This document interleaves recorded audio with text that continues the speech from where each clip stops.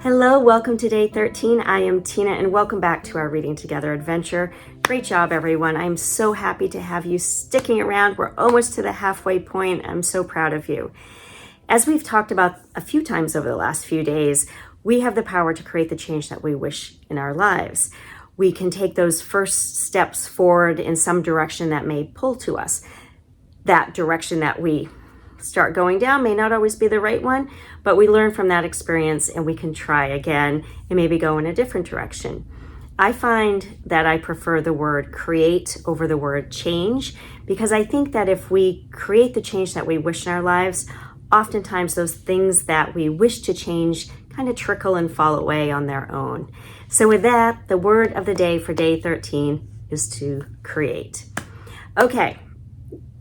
Next up are the logistics and a quick rundown. If this video, day 13 video, showed up on your YouTube feed, welcome. We're so happy to have you here. It's all good. You can start right now if you wish, or you can go back and listen to the introductory video that kind of goes over the details of what this is all about, and you can start with day one. It really doesn't matter because we were all reading our own individually selected books, so you're not going to miss out. It just depends on what your goal is with all of this. And really what we're doing is trying to shift some habits that we may have picked up along the way around scrolling or TV or just needing to get out of our cocoon a little bit. So again, welcome. Feel free to stick around right now or shift over to those other videos, either way. And for the rest of you, again, thank you so much for being part of this. I am so excited and happy to see some people engaging with it. And with that, let's go ahead, grab our books, grab a cup of tea, grab a blanket, grab your book, and let's get started.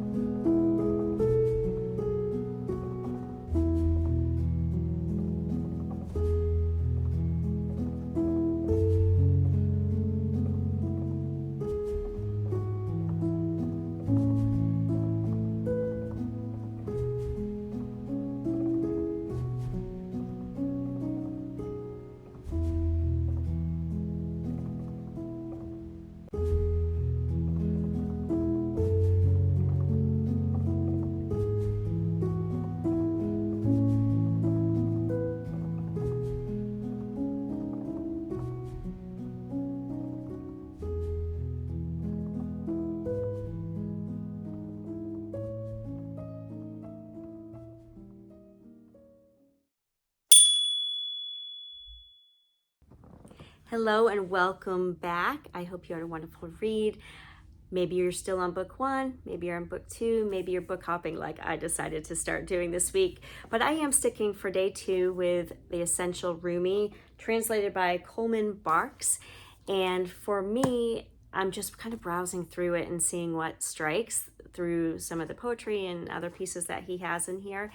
And this one, I'm not going to read all of it to you because it's a little bit longer, but the general gist of it is this, is that it's called Wean Yourself. And it starts with the perspective of an adult telling an embryo all about the things outside in this world that we live in, the food, the vastness of everything. And he or she finishes telling the embryo, and then it says, you ask the embryo why he or she stays cooped up in the dark with eyes closed. Listen to the answer. There is no other world. I only know what I've experienced. You must be hallucinating. And I thought that was a good reminder for us, because for some of us with a little bit more of a linear mind, that whole believing thing can be tough at times. We believe what we see, and the things outside of that are tough for us to scientifically prove at times. And so this was a great reminder that just because we can't see it doesn't mean it doesn't exist out there, and that there is a whole universe or that, is outside of what we may have been introduced to at this point. So I just want to share that with you. For some reason that struck me as I was browsing through this. And I hope that you will go on to the comments and share your book that you read today, the author of that book, and a nugget that may have hopped off the pages to you. And with that, thank you so much for joining me on day 13. I look forward to seeing you on day 14. In the meantime, keep creating the life that you wish for yourselves, and be well, keep stepping forward.